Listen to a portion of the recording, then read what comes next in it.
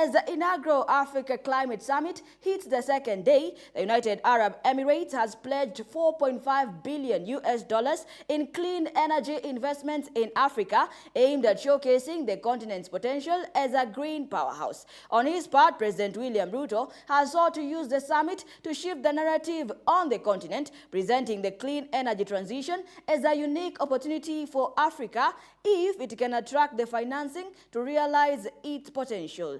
Here are the details. We can no longer accept pledges and announcements without clear roadmaps of implementation. The Africa Climate Summit has today seen its most significant pledge so far, with $4.5 billion announced by the United Arab Emirates, which will also host the COP28 summit in Dubai in November to December. According to Sultan Al Jaber, who heads the UAE's national oil company ADNOC and government-owned renewable energy company Masdar, the investment will jumpstart a pipeline of bankable clean energy projects in Africa. And by working together, we will deploy $4.5 billion that will catalyze at least an additional $12.5 billion from multilateral public and private sources.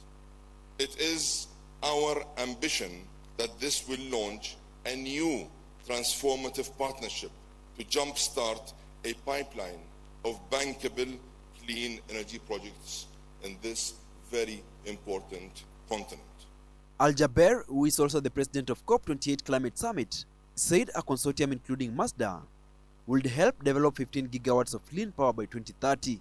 Your Excellencies, the Abu Dhabi Fund for Development, Etihad Credit Insurance, Masdar, the Abu Dhabi Future Energy Company, and EMEA Power will join with Africa 50 as a strategic partner under the guidance of the UAE and African leadership to develop 15 gigawatt of clean power by 2030. The today's session, which also doubled as African Heads of State session, saw different calls being tabled, which included United Nations head Antonio Guterres, who urged the international community to help make Africa a renewable energy superpower. Africa can be a renewable energy superpower.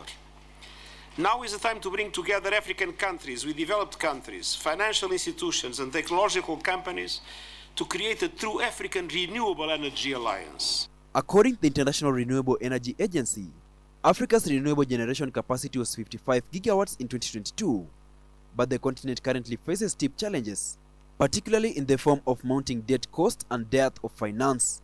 Despite an abundance of natural resources, just 3% of energy investments worldwide are made in the continent.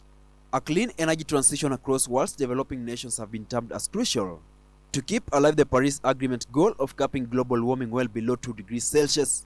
To make that happen, the International Energy Agency says investment will need to surge to $2 trillion a year within a decade, which will be an 8-fold increase. The speakers at the summit have, however, doubled down on calls to reform global financial structures to align with climate and green development goals. Hilary Kabila, GBS News.